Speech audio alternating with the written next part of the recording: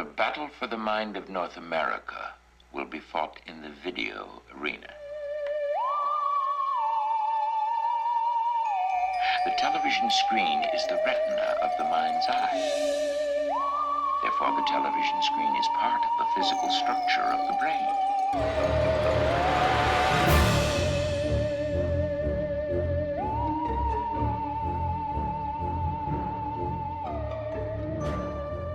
All right, here we go. Episode 22 of The Outer Reels. I'm Jason. With me, as always, is Sam. Here we are, man. This is Halloween. This is our Halloween episode. And for it, we dug out this, I don't know. I know it had a Blu-ray release recently. No, this was entirely you, by the way. You totally dug this out. Yeah, it's okay. So, The Snake Girl and the Silver-Haired Witch from 1968. It's Japanese. It's black and white. Probably a kid's movie. Surprised, actually. Yeah, I especially from the beginning, I didn't think it was going to be, but it kind of is. In a lot of the same ways that your last one was probably a kid's movie, except for some really weird, questionable scenes. Yeah, this one's like more of a psychological horror than anything else. I got to say, it's beautifully shot, though. Yes. To the point where I am still considering buying the Blu-ray. Yeah, that was the big selling point for me, the saving grace of it. It's a great looking movie. It's lit very well. So this is directed by Noriaki Yuasa. So check this guy out, right? He was a child actor, so that's how he sort of cut his teeth. In 1964, he got his first directing gig of a musical comedy. It sounds something that would be up your alley. And he... No. So he was contacted to make this movie following up this called Dai Gunju Nazura, which translates to the Great Rat Swarm. And this was actually, this is actually a movie that was going to be shot with real rats climbing over miniatures of cities. And they were going to say, that it was like giant rats attacking the cities. But they brought all the rats onto set, and they were covered with fleas. And so everybody on set started getting fleas. God. And it was this massive, it was like a full-on epidemic across the whole studio. Like no one got the plague, did they? I don't think so. I mean, there was very little info I could find on it. But basically, they shit-canned the idea. And then they're all standing around thinking, okay, well, so what else do? We got all these miniatures. So we've already built the cities. What can we do with this? And he was talking to the head of the studio, or the chief of the studio, who is called Masayachi Nagata. And he said, I've got this idea about a giant flying turtle. And they turned that into 1965. Camera. Yeah, exactly. So, or if you're growing up in Australia as a kid on the bus, you call it Gamera, as we did. That's probably a better pronunciation, to be honest. But so 1965. So basically, this director... was part of the process of why Gamera existed and how it came about because of his miniature rat movie that had fleas. So what ended up being, as we all know, that was a smash hit. But the director here, he went on to direct another 6 Gamera movies, and there were 7 total. And so there's only one that he didn't direct. And in an interview later in life that I found, he said that he actually liked making them more and more goofy, which we know they got through the years. And he really enjoyed the idea that they appealed to kids. And he said it was like really satisfying seeing kids get all excited at this. And I wanted to mention this because this is the direct opposite of our previous director, Jun Fukada, who was the director of Isupai. He said, remember, because he'd worked on some Godzilla stuff too for Toho. Yep. Right. And he said there should have never been a single sequel to any Godzilla movie. So right. Within 2 episodes, we're at the complete opposite ends of the spectrums of people. So I thought that was kind of interesting. How would you pitch this movie? Let's make it an exciting story of a little girl and who's trying to get gaslit by her housekeeper and sister. Not sister, I guess. Sister, not sister. Yeah. I don't know. It's hard to break this one down into a single log line, I think.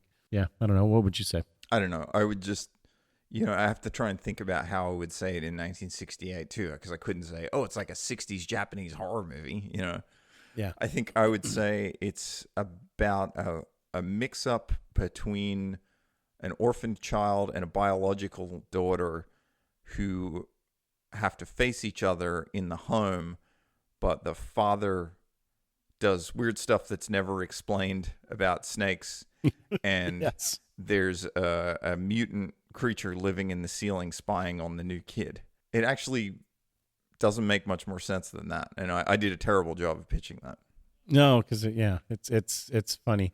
I read a thing online that basically summed it up to a Scooby-Doo episode, and it kind of is. So it's like because the silver-haired witch is unmasked at a certain point. Yes, that was... It makes no sense why she's dressed up like that either, but I guess it's just a disguise. I mean, we could jump back to the very beginning, I guess, and say this movie starts off with essentially a murder.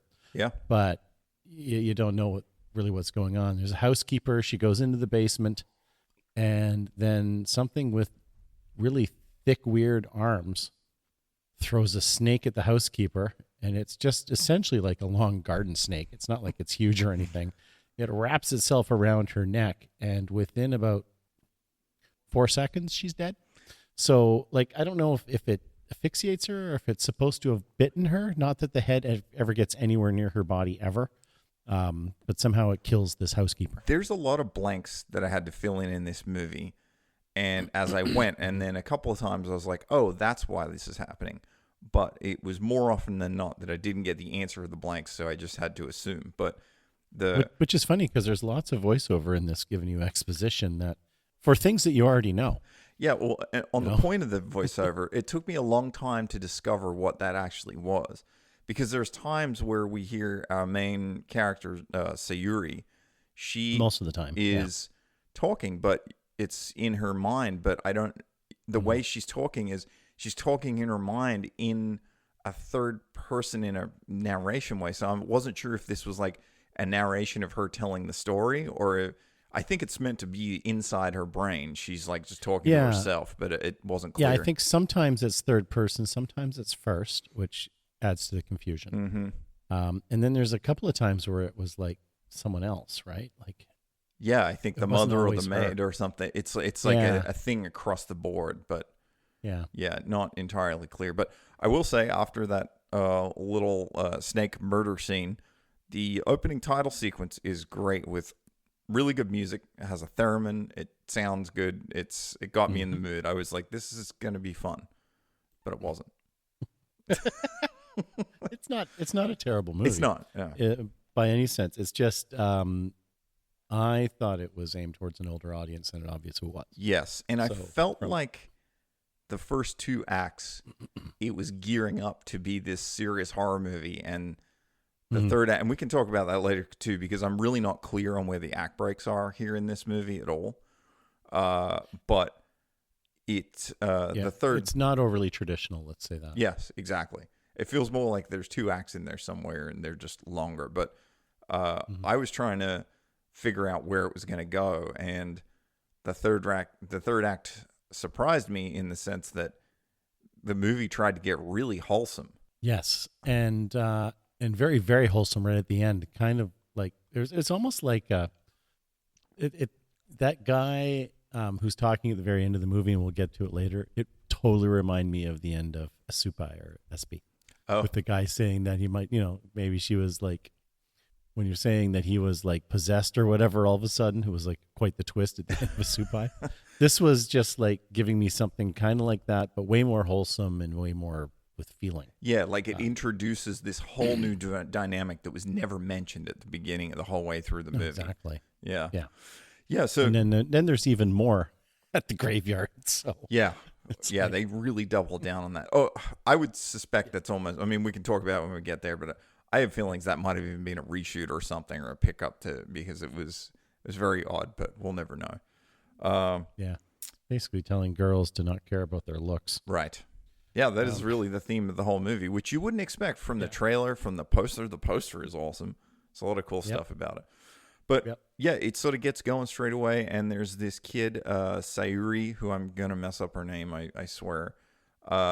She's talking with a nun. She's been orphaned, but the nun mentions they found her parents, And guess what? She's going to go home with him. And you don't know this at the time, but you realize she's been an orphan all of her life. And somehow her parents have now discovered who she is, and they come and get her. Well, no, I don't think she's been in the orphanage all her life. She's been in there for most of it, because they mention how she did have parents at a certain point. When they're talking about the hospital swap. Right.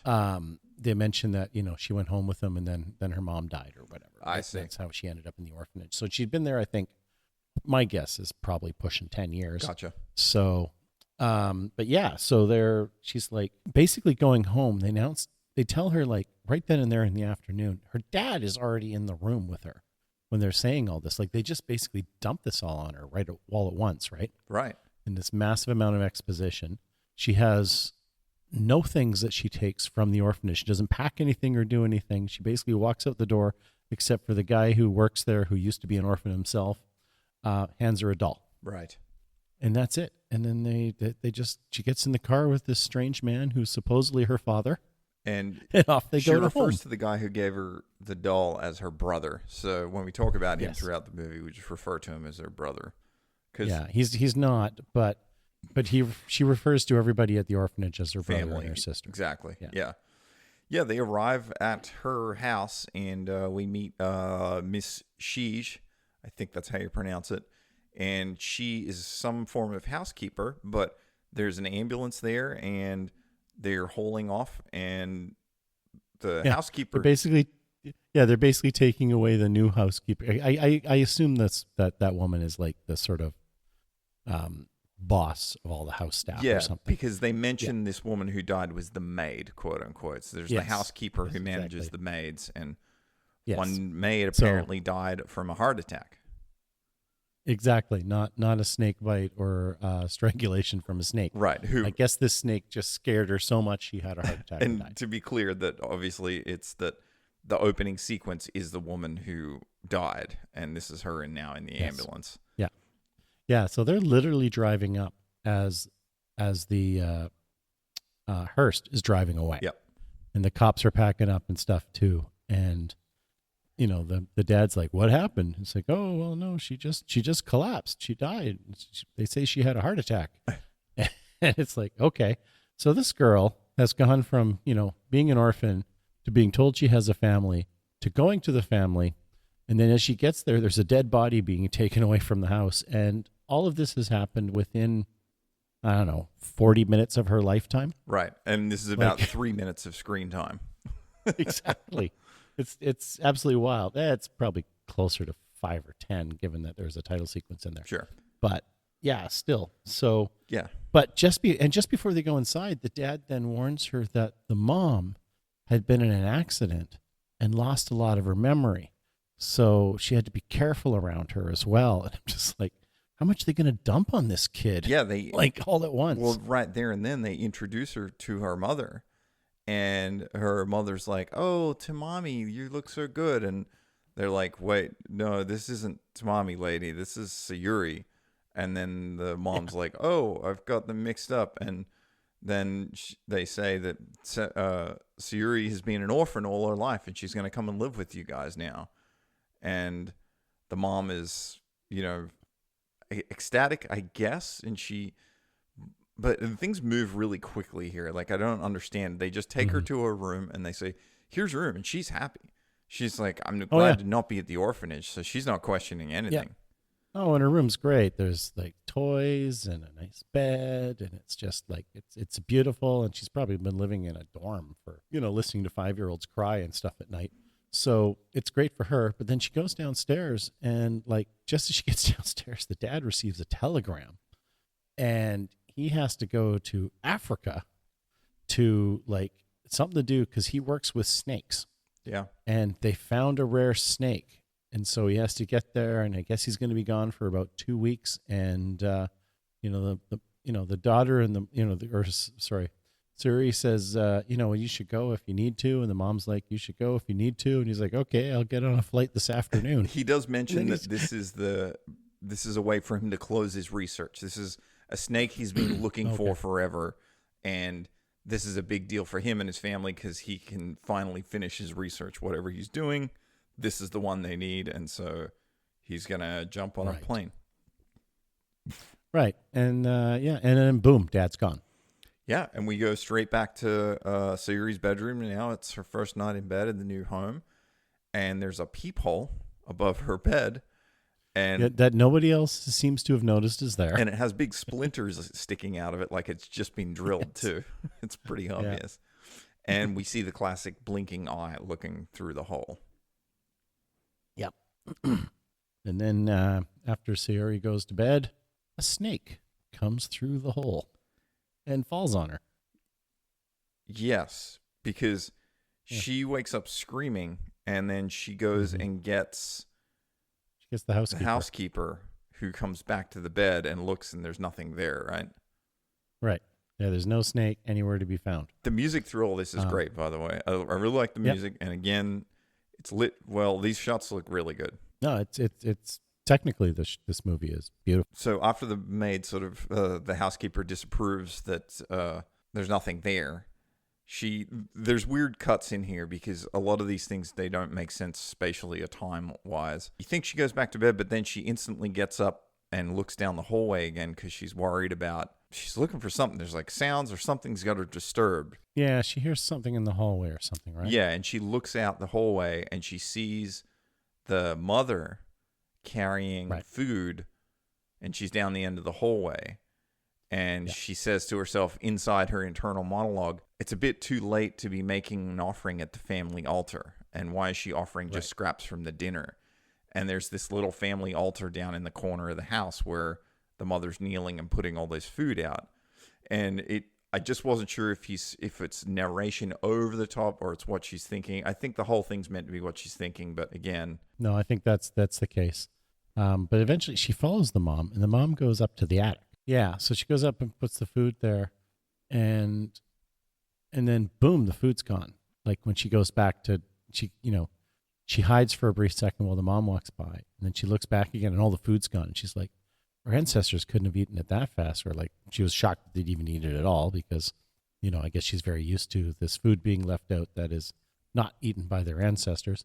And it's a very Buddhist-like altar, honoring their ancestors. So very Japanese in that sense. It's obvious there's somebody up there, which we know because we saw the eye. right. So the mom's feeding, I don't know if it, you're not supposed to know what's up there at this point.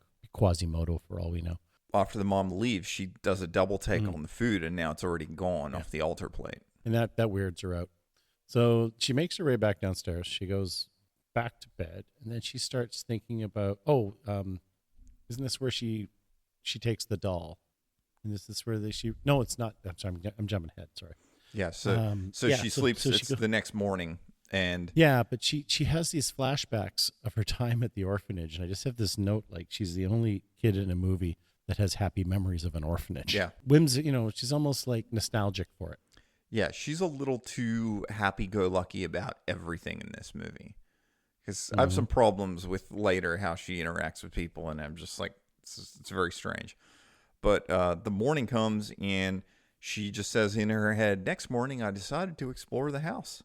And she goes down into the basement, and it's clearly her father's research lab, or where he does all of his science. There's bones and stuff, and a bunch of beakers, and there's Aquariums full of snakes. plastic tubs, snakes, spiders, scorpions.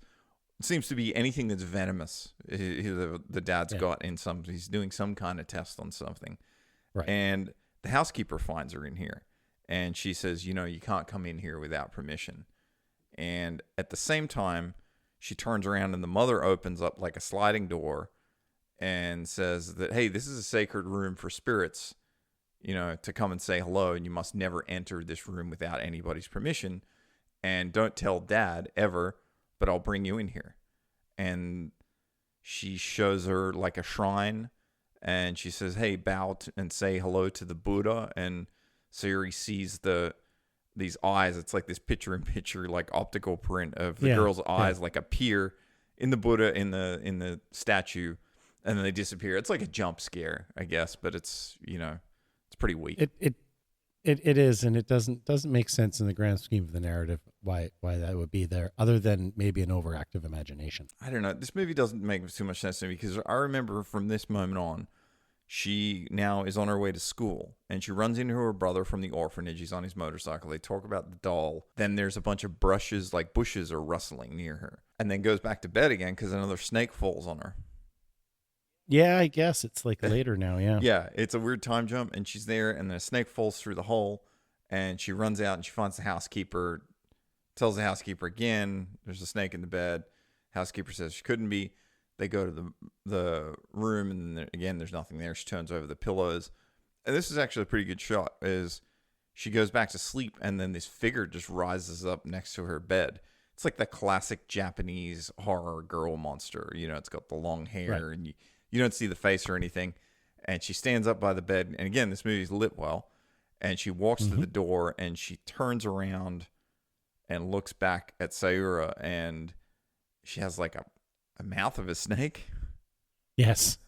I mean, if you look up the Yeah. poster of the movie or anything else, you'll know exactly what we're talking about, because it's Yeah. the one shot in the movie where you see this. Yeah, she has like a snake mouth with fangs. Yeah, it's weird looking. And yeah, so I guess this is supposed to be kind of like a dream sequence because there's a bunch of those in this movie, but they don't use any of the tropes attached to it that they normally do with their dream sequences. Yes, because all the dream So- sequences typically have this like kaleidoscope effect around them. Yes, And exactly. this one does not, so it's inconsistent. You're not sure if this is also a dream or not. And that happens a few times. Yeah. I don't know if you're supposed to be led to believe that, you know, the girl's going a little crazy as well, maybe. I don't know, because they don't really play with that either. No. So, Especially once you get to Right. the ending, you realize there's none of Yeah. that was a consideration. I don't know how this happens, but she freaks out. So she has a meltdown about this. She goes out, she wakes her mother up, and her mother takes her to another part of the house, and she's like, okay, look, and just starts like knocking on the wall, and she's like calling, she's like saying to Mimi, like, come out. And then, oh, yeah. So she realizes that, yeah, the mom realizes that she met her, yep, even though I don't think she really did. right. It was a So- dream, I see what you're saying, yeah. Yeah, yeah. Well, I don't know. It's hard to say. Like, she thinks she's a shapeshifter at one point, so who knows?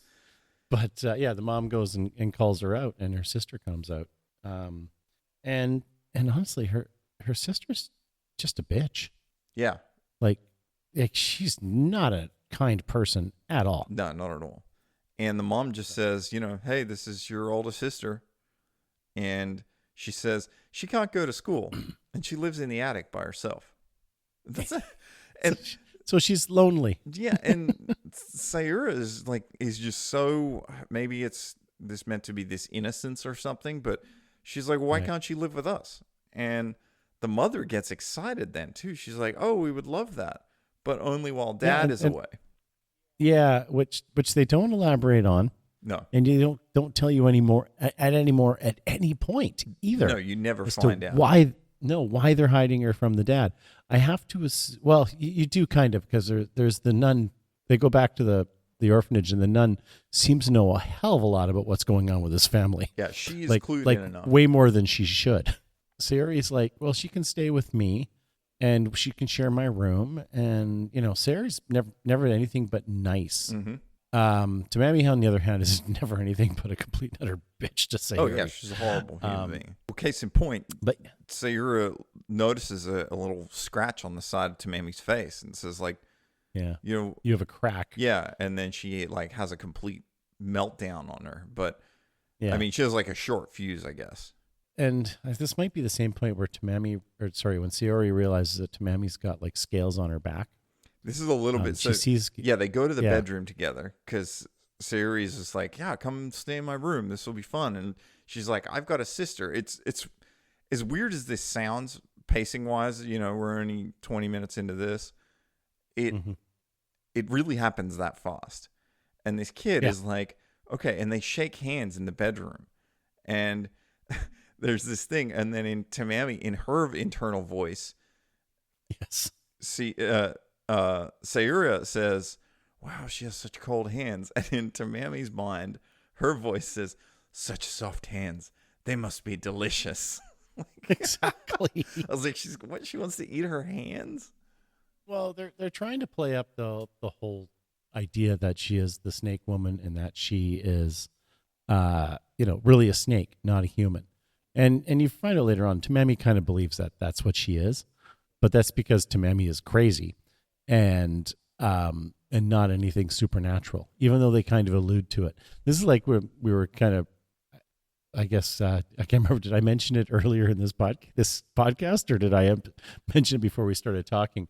But this is like a Scooby-Doo kind of thing, where you're led the whole time to believe there's something supernatural going on, and in the end, you just pull the mask off, and it's just like Old Man Winters. Man, that was such a groaner for me. I was hanging on to this movie for that. I mean, we'll get there, but I was really clinging on for something to pay all this off, and nothing was further from the truth. But I guess, yeah, this whole point is they're in the bed together. So there's a dream sequence when they both go to bed, and she's flying, and I think it's her doll that she's flying with. It's like alive. Yeah, her doll turns into a person and has her come out with her.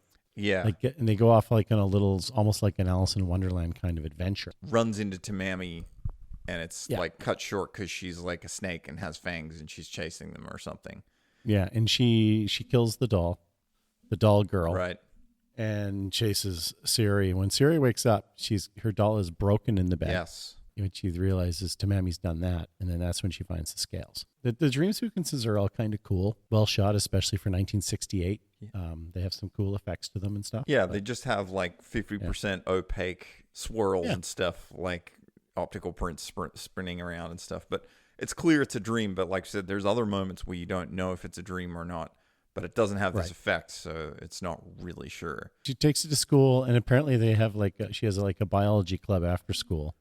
And that's when he looked at it and said, these are scales, but they're not fish scales. They're snake scales. And the whole like bunch of kids are standing around while this guy in a white coat is looking at them under a microscope. He says that, yeah, they're snake scales. And he's like, okay, who's got something next? And then somebody else holds up like a frog, like it's just this like club or whatever they get to go and test stuff, which is so strange to begin with. And now... Well, not only that, the guy gives her the frog, and she takes it, and Sarah takes the frog home for some reason. Yeah, I don't understand... Yeah, she gets a frog in a jar. The kid gives it to her, and she brings that home. Yeah. And in her head, she's like saying, oh, Tamami's a snake. Tamami's a snake. And so she's using the bathroom, and Tamami barges in and says, hey, it's my turn. Like, total bitch move. Sayuri forgets her sweater, and so she comes back and opens the door, and she sees Tamami's back again, and it's covered in scales. It's something that makes no sense. They never really explain properly why Tamami, who is human, by the way, spoiler alert, we get to the end, she's human. So they never explain why she's got these scales on her. No. It makes absolutely no sense unless somebody, who writing this script back in 1968 didn't understand what psoriasis was. Right. Because it's the only thing I can think of that's close. They do mention elephantitis at some point later, but they do, which they talk about the skin being really thick. But again, that's different from this. Yeah. So, and this just goes back. This is just another day at the house, and then the housekeeper still doesn't believe Sayuri. Right. And Tamami is like more interested in the toad that she brought back from school that's in a jar.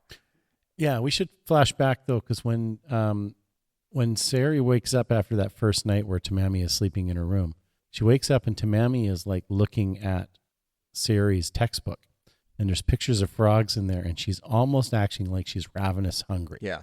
When she sees these frogs. It's like a science book, and it's got sketches of frogs. Yeah. And yeah. But again, this girl is human. We're supposed to think that she is a snake person, but at no way is she actually, and at no reason why do they explain other than they say she thinks she's a snake and not a person because she's nuts. That's the only thing they say to make us think that there is something else going on. It's as thin as you say it is. It really is. And, it really is. And it's just, you go back and you think none of this makes sense. I mean, listening to this, I'd have a harder time watching it because watching it, I'm clinging on for like, where's the goodness? Yeah. Where's the good stuff coming? Tamami sneaks outside at night, and she tells the mother and the housekeeper that she's going to the swamp to look for toads because there's a swamp in town where everybody... Well, where they found these toads because there's not supposed to be any around yet. This season, right. They're not there yet. Yeah, and Sayuri mentioned to Tamami that's where her friend got the toad from. Yeah, so she sneaks out, and so, the mother and the housekeeper realize that Tamami's gone, so they go out to look for her. And they tell, Sayuri to lock the door behind them they only have one key apparently. Yeah. But they lock the door behind them and go out, and then after they're gone is when Tamami suddenly appears. Yeah, just in front of Sayuri, just immediately, and she's like, Yeah. "I bet you thought I went to the swamp." Nope. And it's like just the front patio, and it's like, oh, this is actually a pretty funny part. And then she just holds the toad up in front of Sayuri by the legs. She's holding it by the bottom of the legs, and she just stands and just there tears it. and just rips it down the groin in half. And then she throws it in Sayuri's face. Yes. Well, she throws a lot of things in Sayuri's face. She does that. That's a recurring theme. She throws the doll at her. She throws a snake skeleton at her at one point. She throws this. And then she says, she looks at her and she says, "And because I'm a snake, I want to eat those soft little hands of yours. Those soft little hands." And she's like going around the staircase and chasing the kid. And the kaleidoscope effect is playing. It's not good. It's not- Yeah, it doesn't really hold up. The mom and housekeeper come back, and they're amazed that she never locked the door. And they come in and it's like, she's not at the swamp. And then the girl just suddenly, Tamami appears upstairs through a doorway. And she's like, I didn't go anywhere. I went to the bathroom. And so, again, there's no reason for the housekeeper to believe Sayuri had anything. And mom's starting to question her now. So, in a way, Tamami's playing the long game here. And is really trying to gaslight her for the most part. But the better story is that she is a snake person. Yeah, that's what, I it's wanted this movie to be. So yeah, that's just the better story. It's the more exciting one. That's what we wanted. I think it's the next day now, and she's talking to she goes and meets up with the brothers. They're at like a park or something, right? And she relays this whole story to him, and he's like, of course he believes her because he loves her, and she's like his sister, and he misses her, and he wants, he says this all. He tells her this all sounds far fetched, but he believes her. And then they go home, and then you see like Tamami's like hiding in the bushes listening to this whole thing. The nun gives a little backstory on Tamami because the brother's talking to the nun, and he says, right. And again, we should clarify, this nun knows way too much about this family. Yes. Especially for the giant mistake that we reveal that they had. Like, why wouldn't you know that already? But apparently she says, this girl loves snakes. Tamami loves snakes. She loves snakes so much she stopped doing schoolwork. She stopped doing all of her stuff, just ended up playing with snakes. Like, she stopped learning. She stopped doing anything. She would just go out to the swamp. And then, of course, she was bitten. And when she came to after being bitten, she thought personally she was a snake. And right. Like, she decided after being bitten, awakening from some snake venom induced coma, that she was a snake. And her father then just decided that she needed to be sent to a home, like some kind of this care home, I guess. I guess she started getting kind of psychotic, right? Or I can't remember. I read something about her doing some stuff. Yeah. Or I thought I heard them say something like she was doing some stuff, and she needed psychiatric help, and that's when the father sent her to a home. And there's this underlying thing here where it's constant, where nobody believes Sayuri, and there's a moment here where the brother and the nun are talking, and they try to rationalize again, and that's where they bring up elephantitis about the scales. Right. And so the deck is stacked against Sayuri in every which way. Anytime people are talking about it, they're always trying to say, no, this is what really is happening. She's just confused or whatever. And this is their explanation. They're gaslighting her. Yeah. Everybody's gaslighting This her. is their excuse for why she has the skin like this. And then we're back at the house, and Tamami's just being a bitch again. And she tells Sayuri this time that now you're going to sleep in the attic, and I'll have the bedroom all to myself. And Sayuri... And she's basically just demands this of her mother. Yeah. And, says to your mother, you love me, you would do what I want. And as every good, brought up child would say. But Sayuri just accepts all of it, like, still happily too. Like, this kid is. I guess it's all better than the orphanage. I guess maybe that's the whole thing, is they're going for it. Doesn't read like that, but that probably makes the most sense. No, well, it doesn't read like that because every memory she has of the orphanage is a happy one. Right.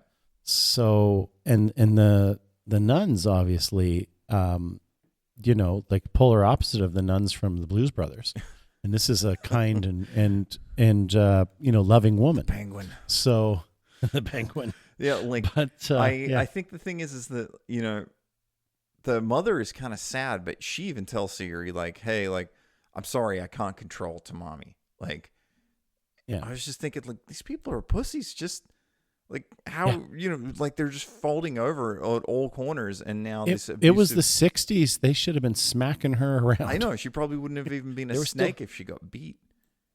Yeah, they still hit kids back then. Clearly not enough for this one. No, and I'm living proof that you should have smacked your kids, and if you don't, there's a whole lot of things I could say about mine. No, I'm kidding. So the maid says, Should have hit them kids. I agree with that. You could have done with a couple lickings.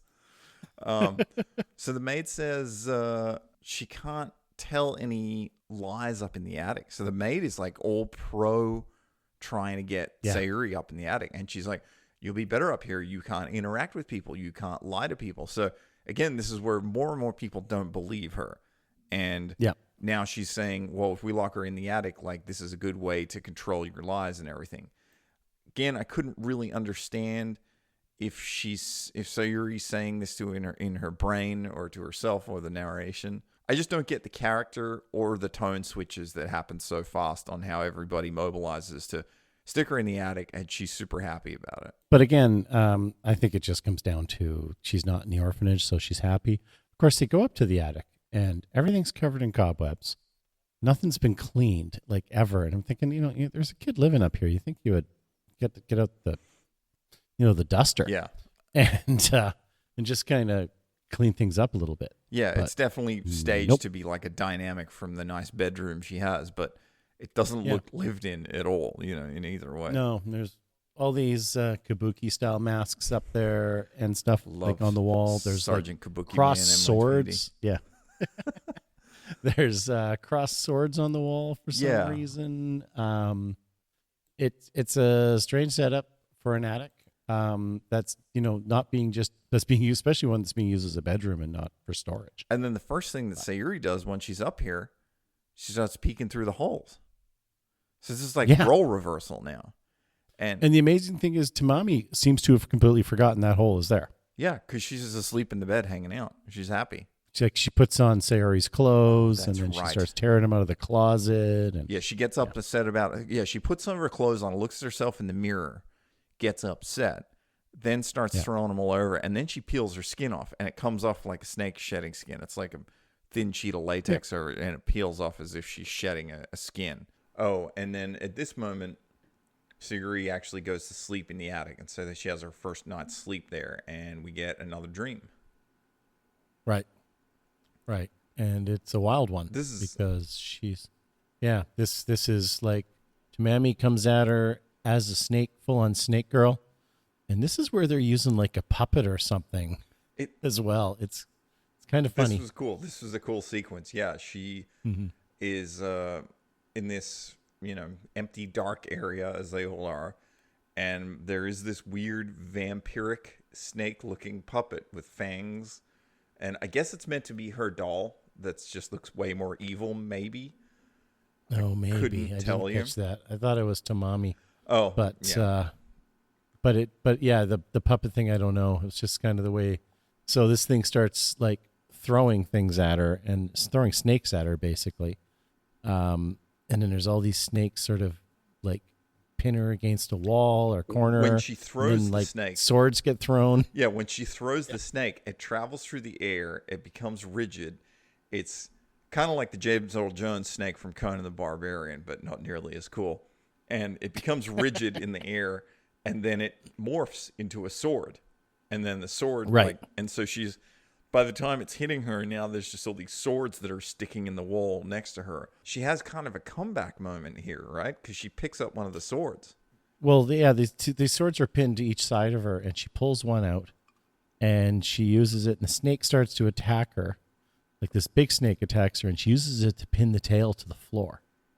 And then she grabs the other sword, which she can't get out of the the wood real well out of the wall, but then manages to pull it out, and she slices that through the snake's head, and then it morphs into Tamami on the floor. Right. Exactly. The snake puppets looked cool in the sword. I liked that. Sayuri wakes up from her nightmare, and she looks out the window from her attic. Right. And we get this cool shot of the upside down silver-haired witch. You assume that's what it is because of the name of the movie, but it's just this weird-looking face peeking in the window from upside down. I'll probably put a picture of this on the Instagram, by the way.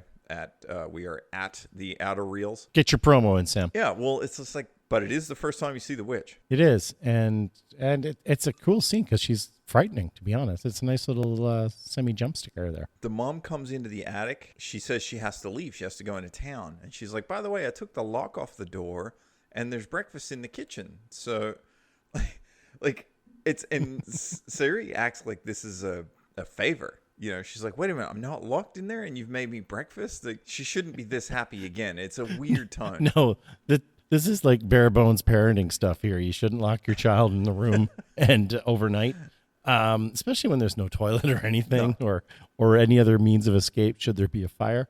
And Sayuri still has this like dumb, happy-go-lucky, like, oh, that's great, and runs down to the breakfast table, and there's a big ceramic dish on the table, and she opens it, and Indiana Jones style, there's a snake in yes.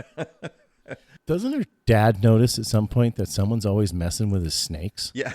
Like, he doesn't have that many for these things to be always missing and taken away. Exactly. And I know he's been away for a while, but even before this, because it's a snake that is loose that gets thrown at the housekeeper at the beginning, right? Like there's something going on in this house where everyone's really willy-nilly about these snakes. And there's maybe a dozen in his lap. Like, this guy isn't Willard with snakes, you know? Like, yes. Crispin Glover's best performance, hands down, by the way. Don't bring up Back to the Future.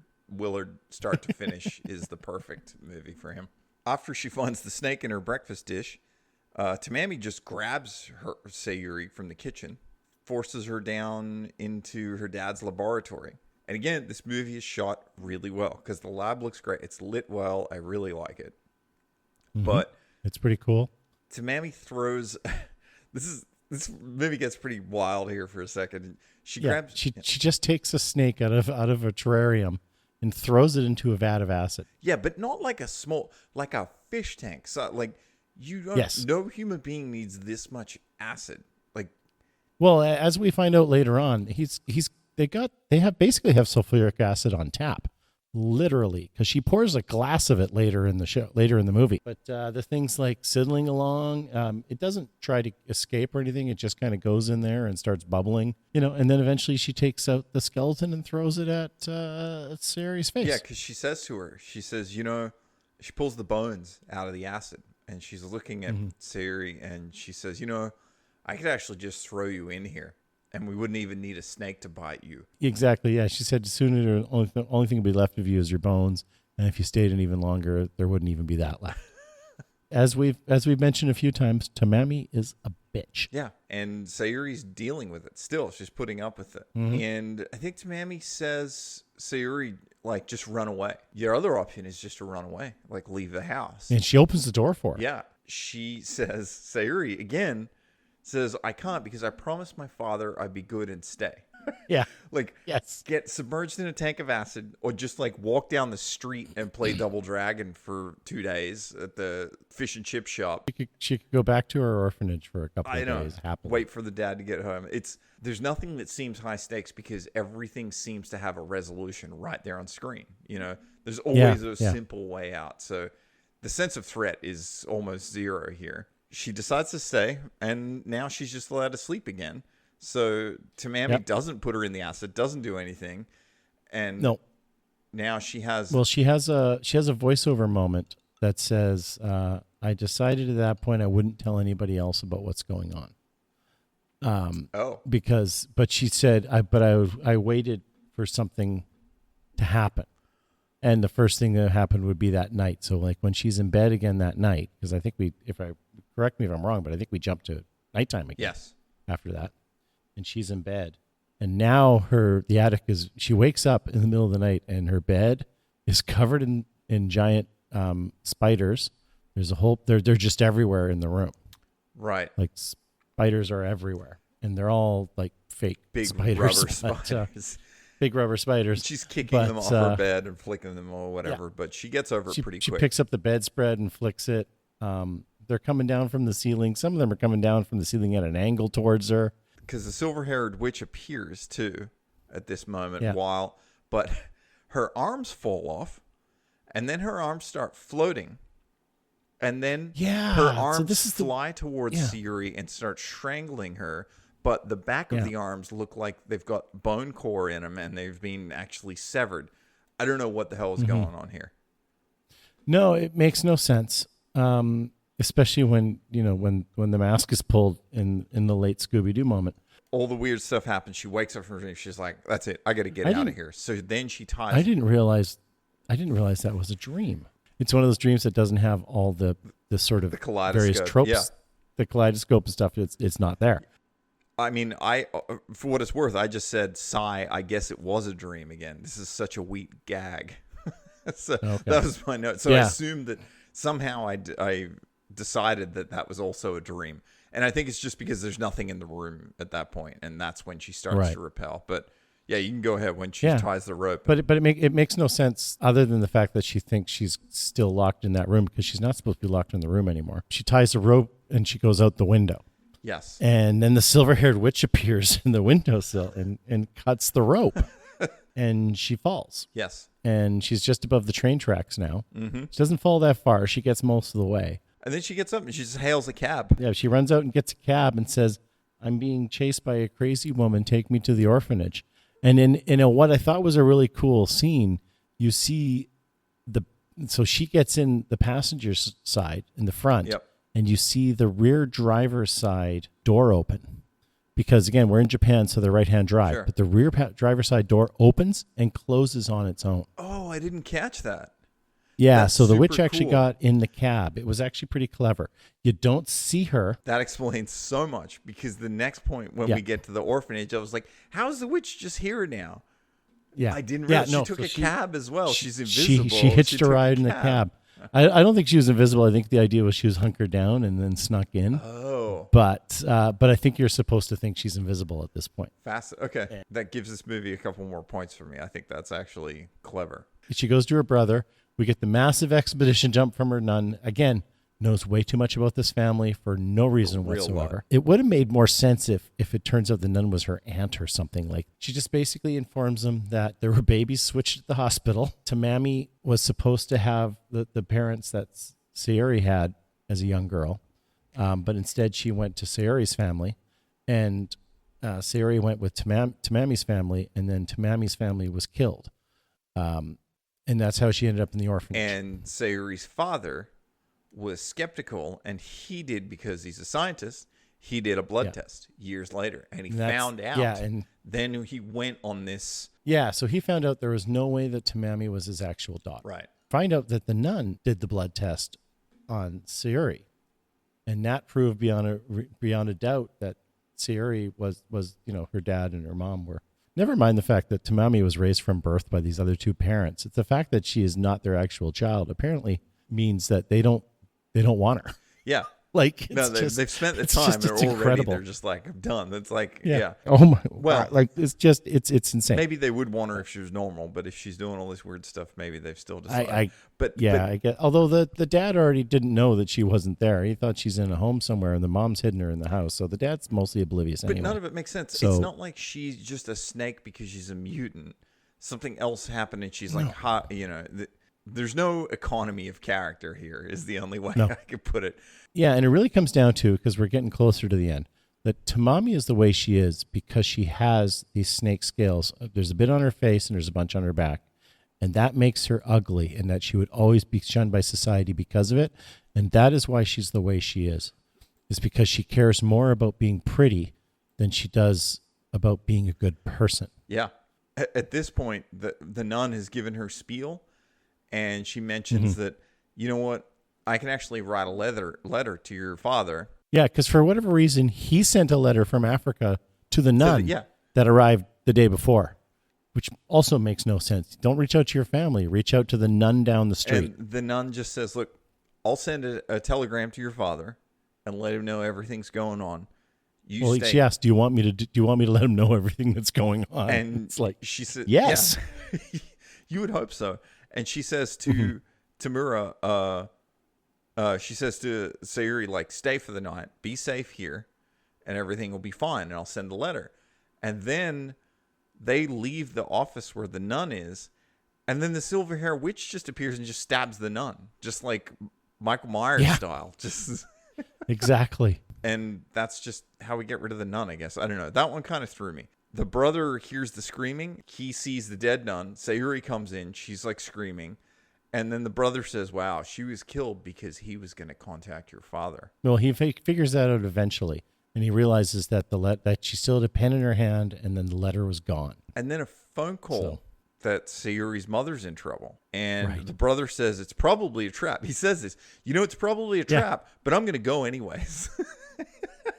Yeah, they hop on his moped. God, this is the weakest gag in the movie, I swear. Yeah, and they drive along, and as they get into the driveway, basically the gravel driveway, she pulls a rope and flips and causes them to crash the bike. She pulls a rope, and there's like an insert shot with a hand pulling a rope taut against the tree. Yeah. And then the front Yeah. wheel of the bike hits it, and they go flying.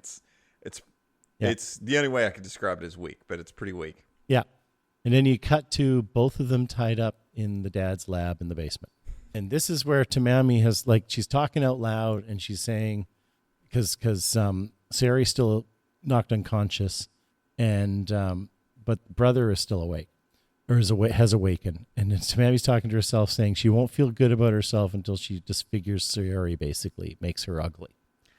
And that's when she walks over, and that's where we have running sulfuric acid on tap. But she's also just for fun, just pouring it on lizards in tanks. Like Yeah, she just drops it on one, which the whole point of that is so that we know that's what that that it's is. acid. Yes. That it's acid. But she just does it for the hell of it because she's just a cruel, heartless. That's really what it is. It's just this full-on pep talk about like, you're truly ugly on the inside if you do this. Like, he's just trying to swoon her. And I think there's a moment here, an attempt of character where she hesitates for a second or two, thinking Right. about pouring the acid on them because she just wants Sayuri to be ugly. This is her whole goal. Well, when her brother says, "Pour it on me, spare her, if you have to do this to feel good about yourself," and that's when she starts to reconsider. This is the inkling Darth Vader looking back at Luke and between Luke and the Emperor, back and forth, back and forth. This is the start of that, as she's looking back and forth and realizing maybe I don't want to do this. This is the part of the movie where I'm like, I think this is the third act, if there was one. And this is also the moment the movie just completely fell off for me. And Yep. my investment in this and interest just plummeted. Like, It's a good thing there's only 15 minutes left in the movie, though. yeah. And this is a short movie, too. I was like, why is this what it has to be? And basically, I think there's also a discussion about Tamami also saying, I could just pour oil all around here and light you all on fire, and the whole place would burn up before anybody found you, and they'd be never skeptical. Well, this is it. They said, because she said to the brother, "You never should have come here." Yep. They'll just think you're another victim in the fire. And the witch Come down the stairs. comes down the stairs, and she realizes Tamami's having second thoughts. You knew by then who the silver-haired witch was at this I didn't. point, right? Like, oh, you didn't? I had totally had that figured I out. am a basic user when it comes to movies. I'm like on surface level, and every gag surprises me. Yeah, because she basically just reveals to them. She takes her mask off, and it's the housekeeper. It's so weird. So, I was just like, what? So basically, No, this is where I was literally like, she would have gotten away with it if it wasn't for that meddling kid. he's But, 100% Scooby-Doo, and you're so right, because Yeah. the mask is this white skin and this long hair thing, and the witch starts dumping oil all around the room. This is where you find out that she's trying to kill off. The housekeeper wants to kill off the mom, and she wants to kill off Sayuri so that Tamami can inherit it. Yeah. All the, And when the dad comes home, they'll kill him too, and then she'll inherit all the money, and she will split it with Tamami, which is like the flaw in the housekeeper's plan was like, I will split it. I'll share everything. You'll get half. And Tamami's eyes kind of light up at that. It's like, because she didn't realize is that Tamami is the one who would inherit it all. Anyways, Not the housekeeper. Yeah. It's- So she would need to give the housekeeper half, but that's not how it's being explained to anybody. Lethal Weapon, pretty thin Riggs, and he's like, it's anorexic. It's like, it's a pretty thin plot device at this point. Like, it's just for money. And Tamami has no true interest in money. Like, it's like the whole thing with the housekeeper. But then they light the place on fire. The housekeeper lights the oil on fire. And then they run upstairs. The mom comes downstairs screaming. The housekeeper has the mask off now, so she just looks like the housekeeper. And she's got Tamami. Yep. And she tells the mom, Sayuri's upstairs somewhere. And Tamami's like, what? And the housekeeper says, no, she'll go up there and she'll get burnt. Like, they're spoon feeding really hard at this point, Yeah. Yes, they are. And they're like, she'll go up there. Yeah. She'll get burned as well. So this is perfect. It's just, Then we cut down to the basement. Sari is basically crying for help. Brother's like, I've almost cut myself loose. And he manages to break loose of the ropes. And then, but that's when they find out that the mom is still in the house, right? And that's when the brother runs. the brother says, I'll go find her. And he runs upstairs. Right. Meanwhile, there's an exterior shot, and it's pretty nice, actually. The miniatures in this movie are great. There's an exterior miniature of the house, and it's burning, and it looks awesome. So I give it that. The Tamami and the housekeeper are outside watching it, and they see Sayuri come outside. And the housekeeper just says, she's like, damn it, I'll finish her off myself. And she just starts running and chasing her. Like, she's just going to straight murder her. Like, she's not even. Yeah. Well, she runs through the construction site across the street, basically. Yeah. Which the last time we saw was just on our way. I thought it was kind of a weird shot that they showed this thing with all the scaffolding. Right by the and house. everything. Yeah. Right by the house, right at the very beginning. And I was like, oh, wow, this is Chekhov's like construction building. It's like, Yeah. It's right there. because they went back to it. I was like, great. Okay. So she goes running up and then, And it's like a Donkey Kong shot. It's this big wide shot of the two of them. Yes. It's this huge wide shot of the whole scaffolding. And Sayuri's running up one ramp, and the housekeeper's running up like 2 floors down another ramp trying to catch her. And that's when she grabs the lightest piece of concrete I've ever seen in my life. Like it's a part of a concrete block, but it's only a part of it. But she lifts it like it's made of the foam that it is, and she comes running at Sayuri with it, and Sayuri sees her at the last second and basically dodges and runs away and ends up on like It's an elevator in the scaffold, a material elevator. yeah, it looks like one of those window washing Yeah. sort of platforms, and she ends up on that. And so then the housekeeper is basically like kicking at her and trying to knock her off, to throw her off the ledge. And Sari ends up kind of like hanging from it. And that's when she grabs like this log. Yeah. It's And an it's actual just- log. It is like Yeah. the commando log that Matrix is carrying at the beginning on his shoulder in Commando. Like, it is a log, dude. It's not that big, but it's probably about 3 times the circumference of, say, a broom handle. So it's a good size. And but it is not a Schwarzenegger carrying a log. It's pretty size damn thing. big. But it is good. But she starts wailing on Siri's hands. She is just Like, Siri's like smashing them, dude. The knuckles that they're just hanging onto the edge. hammering on them. At one point, there's blood coming off of them, and yet this, basically 10-year-old or 12-year-old girl is not giving Like, up. let's be clear. One So- strike with this type of piece of wood at that diameter would make your fingers lose your grip. And she is completely. She is like getting exhausted. Like how many times she's hitting these fingers. It's pretty bizarre. It's wild. She keeps hitting her over and over and over again. Eventually knocks her loose. It goes on way and longer Siri than I falls. expected too. Oh yeah. And the blood and stuff was a nice touch because it's like her knuckles are all bloodied now because she's grinding at him at one point. So eventually Siri falls, and she falls the distance of about 2 stories. I was surprised that she actually fell, to be honest. I didn't think she was going to fall. So was I. And Yeah, she No, gets not caught, after all that. She's got an iron grip. She shouldn't have fallen. and she gets caught on like an awning, like that's a under construction awning essentially. Tamami still is trying to fight because the housekeeper wants to go downstairs to finish her off, and Tamami's trying to stop her, and the housekeeper throws Tamami off the Yeets ledge. her off the building. Oh the yeah, she whole flies. distance, and she falls. And who does she hit? She hits Mom. She lands on Mom. Mom looks up and tries to catch her. Yeah, and now they're both they're unsuccessfully. both KO'd on the ground, presumably dead for sure. Basically, at this point, you think all three are dead. You think Yes. Sayuri's dead, Tamami's dead, Mom's dead, housekeeper's being arrested by the cops, and we just cut to hospital. Sayuri's fine. She's just standing there. She doesn't have a bandage. She doesn't have anything. Nope. The mother's laying in bed. She's feeling okay. She doesn't recognize Sayuri, but then she sort of comes to and she says, "Sayuri, you're my real daughter, aren't you?" And they hug and then they just cry. Well, I was It's like my baby. I dropped a big groaner on that moment. And then, Oh, there's more to come, oh Sam. God, tell me about it. And then the doctor says, the mom says also, "Your dad told me the truth that Tamami wasn't our real daughter." And the dad's there. And then the doctor said, by the way, F that kid. it's like, Tamami died from the fall.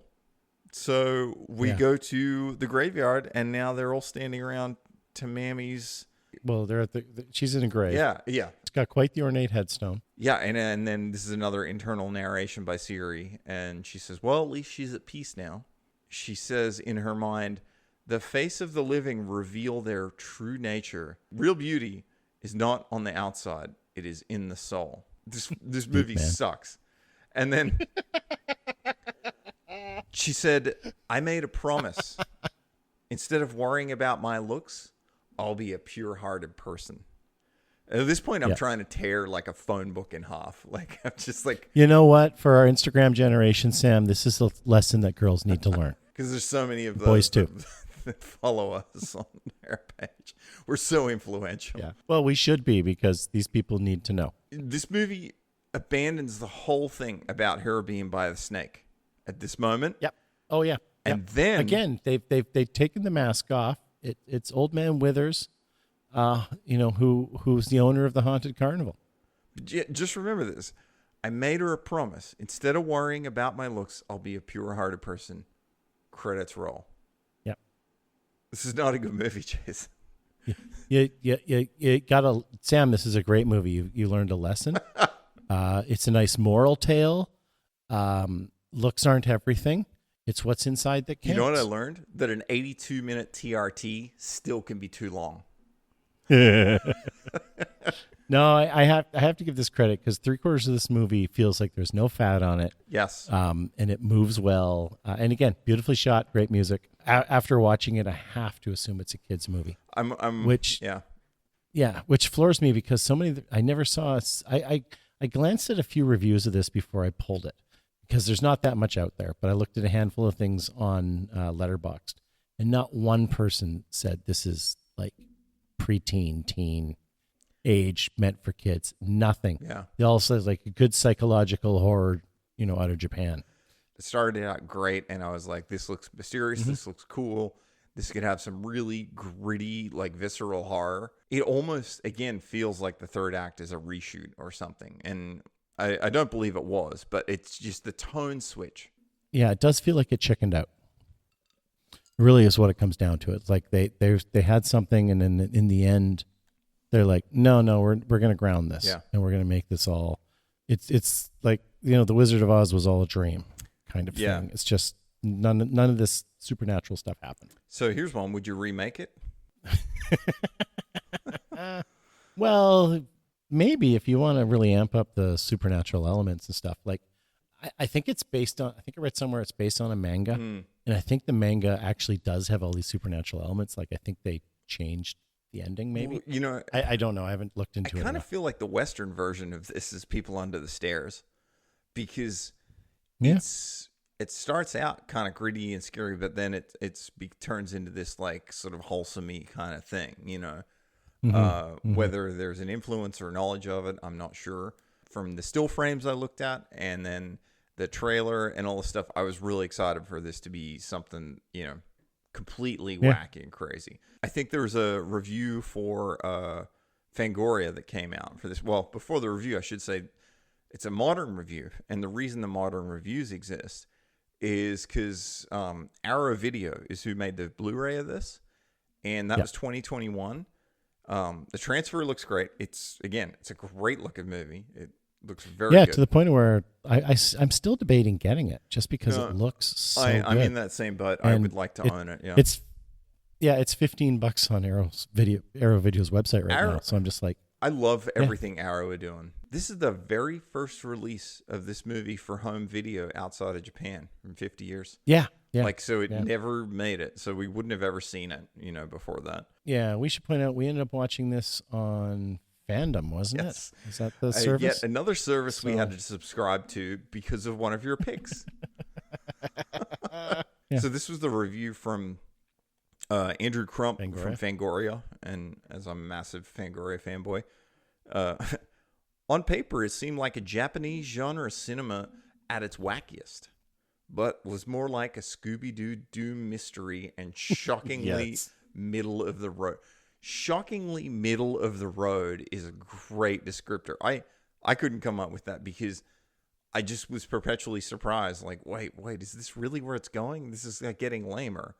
And I think that's a great way to describe this movie is that, So would you recommend it to somebody to watch? I think this is, well, maybe if you've got some younger, like maybe early teen kids or preteens that want to watch something kind of spooky, creepy kind of thing, this might not be a bad thing. This is another great movie to throw on the wall of a projector at your Halloween party. We're getting a lot of those. So, yeah. But this is another good one to queue up. If you're looking for Halloween specific ones, this is pretty good for that. Yeah. I would say that I would recommend it to somebody who's not looking for a good movie, who just wants to see an honest 60s Japanese movie that's, a little bit of shock horror, because it has a look and it has a vibe. IMDb score is 6.6. Yeah, it's probably a bit high. It's definitely over a 5. This is not twice as good as Starship Invasions. Yeah, but as I said, you can't keep comparing it to Starship Invasion. This is 560 reviews. Starship Invasions, I think, had 14. It seems to be the majority, the 30 percentile, it gives it a 7. I don't know who these 5.4% that gave it 10 are, but I don't know. It's a Twilight Zone that's 235 and looks great, and it's shaded and lit. I mean, my only association there clearly is black and white, but that stuff was harder to light, and the lighting is incredible in this movie.